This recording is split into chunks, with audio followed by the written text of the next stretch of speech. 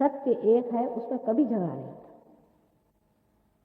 अब उस जमाने में, जो पहले जमाने में जबकि सिर्फ हम अपने 5 तत्वों को प्रबुद्ध कर रहे थे, उस चीज को लेकर के और आज झगड़ा खड़ा करने की कोई जरूरत नहीं। जो बीच की बात हो चुकी है, ये भी बिल्कुल सही है कि परमेश्वर अवतार स्वरूप होते हैं, वो अवतार लेते हैं संसार में आ करके और मनुष्य का उद्धार करते हैं। ये भी बिल्कुल सनातन बात है। और यज्ञ करना भी सनातन बात है, जिसके कारण आप ये 5 एलिमेंट्स हैं अपने अंदर, उसकी शुद्धि करें। क्योंकि अगर आपके चक्र शुद्ध नहीं हुए तो मेरा कहना भी व्यर्थ हुआ। वो भी जरूरी चीज है और आत्मा का जानना भी जरूरी है।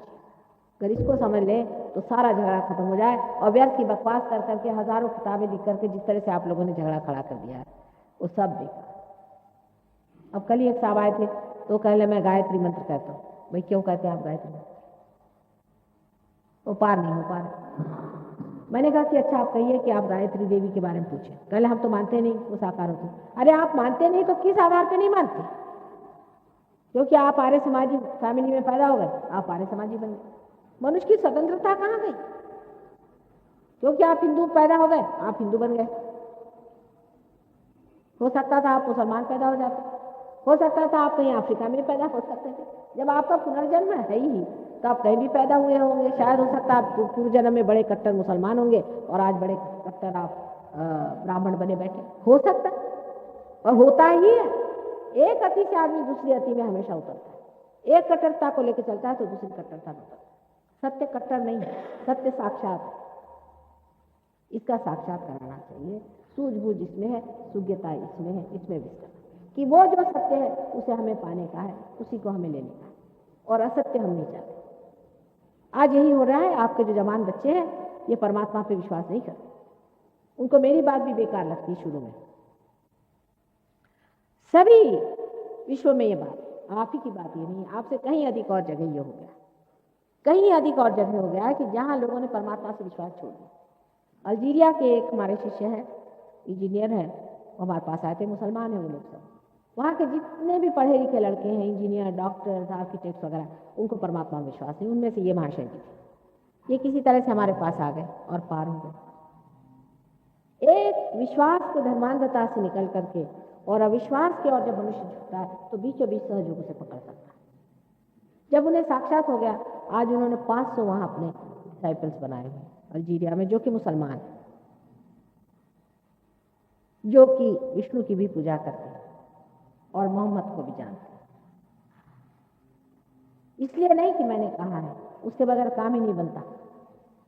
अगर आपके पेट के कैंसर है और अगर आप धर्मांध हैं तो आपको मोहम्मद साहब का नाम लेना पड़ेगा। आप नहीं लीजिएगा तो मैं ठीक नहीं कर सकता। और अगर आप मुसलमान हैं और आपको कैंसर है पेट का, तो आपको दत्तात्रेय जी का नाम लेना पड़ेगा और विष्णु जी का नाम लेना पड़ेगा, चाहे आप मुसलमान हो चाहे कोई। किसी का कोई ठेका नहीं होता है कि ये भगवान मेरे हैं, वो भगवान मेरे।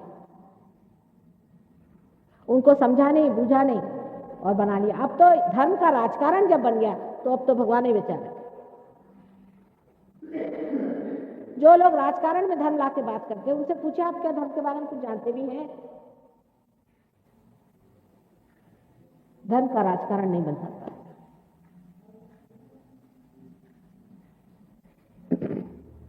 आपको मैंने विशुद्धि चक्र के बारे में बताया, अब आज्ञा चक्र के बारे में बताया। जब कुंडलिनी आज्ञा चक्र को छेदती है तब आप निर्विचार हो जाते हैं, निर्विचारिता आप में बैठ जाते। ये भी चक्र यहाँ बहुत पकड़ता है। पता नहीं क्यों आप क्षमाशील कम है। क्षमा करना चाहिए, क्षमाशील होना बहुत जरूरी है। क्योंकि अगर हम क्षमाशील नहीं तो परमात्मा भी हमें क्षमा नहीं करेगा। हमें बहुत तकलीफें होती हैं दुनिया में, माना है, लेकिन हमको क्षमा करना चाहिए, इससे परमात्मा भी हमें क्षमा करे। नहीं तो परमात्मा क्यों हमारी गलतियां क्षमा करेगा? इससे भी आज्ञा चक्र बहुत पकड़ता है। क्षमाशीलता बहुत जरूरी है। इसलिए मैं बार बार आपसे कहती हूँ कि आप सबको क्षमा कर दें, पूरी तरह से क्षमा करें। अंत में आपका चक्र जो है, जिसे सहस्त्रार कहते हैं, जो 1000 पेटल से बना हुआ है। डॉक्टरों का भी झगड़ा कि 982 992 नाड़ियाँ हैं उनके हिसाब में, और इसको 1000 कहते हैं। अब यही लेके बैठे रहिए उनके साथ झगड़ा करके। 1000 पंखुड़ियाँ हैं, वो खुल जाती हैं कमल के पास। अनेक रंगों की पंखुड़ियाँ होती हैं, और जब ये खुल जाती है तब कुंडलिनी इसके अंदर से गुजर के और ब्रह्मरंध्र को छेद देती है। इसका नाम है ब्रह्मरंध्र। रंध्र माने छेद, और ब्रह्म का, ब्रह्म माने सर्वव्यापी जो शक्ति जो कार्यान्वित होती, परमात्मा की जो शक्ति जो सर्वव्यापी है, जो आपके अंदर निहित है। और जैसे ही ये छेद देती, आपके अंदर वो शक्ति स्थापित हो जाती। आप भी बता सकते हैं कि उसके अंदर क्या प्रॉब्लम है। ये सामूहिकता आपके अंदर जागरूक होती है, इसमें कोई लेक्चर नहीं देने की बात। यही घटना आज घटित होने वाली है। आज मेरा यहाँ आखिरी दिन है, मैं चली जाऊंगी दिल्ली। मैंने कल भी कहा था कि यहाँ के कुछ लोगों को मिलकर के कोई एक स्थान नियत कर दें, किसी के भी घर पे छोटी सी भी जगह एक सेंटर की तरह से हो जाए, जहाँ सबका संबंध जुड़ जाए। उसको बहुत बड़ी जगह की ज़रूरत नहीं, एक एड्रेस ऐसा हो जहाँ सब लोग मिलें, तो देहरादून का सेंटर चल जाएगा और देहरादून में कार्य हो सकता है। और हम दिल्ली से भी लोगों को यहाँ भेज देंगे जो आ करके और इसके बारे में काफ़ी समझा के आपकी मदद करेंगे। अनेक तरह की बीमारियाँ इसमें ठीक हो जाती है। कैंसर की बीमारी, हर एक तरह की बीमारी ठीक हो जाती है। वो आपको भी सिखा देंगे, आप भी जागरूक हो जाइए, वो आपको भी प्रगति कर देंगे। लेकिन आज तक ऐसा एक्सपेरिमेंट हमने किया नहीं कि ऐसी जगह पहुँचे जहाँ कोई पहले से सहयोगी नहीं रहता। ये पहला ही एक्सपेरिमेंट है, और इसका कारण है कि हमारी नातिन जो है यहाँ स्कूल में एडमिटेड थी। पिछली मरतबा हम आए तो हमने सोचा कि बड़ी तपोभूमि है, यहाँ ऐसा करने से कोई हर्ज नहीं, और कुछ लोग जुट भी गए, इसलिए बात बन गई। लेकिन आप में से कोई एक ऐसा एड्रेस हो जहाँ पर सब लोग मिल सकते हैं, साधारण घर हो तो भी चल जाएगा, ऐसा एक एड्रेस आप लोग सब मिल करके जो यहाँ पार हो जाए वो कर दें। और इस तरह की एक चीज़ चला देनी चाहिए जो शहर के अंदर हो, बहुत दूर न रहे।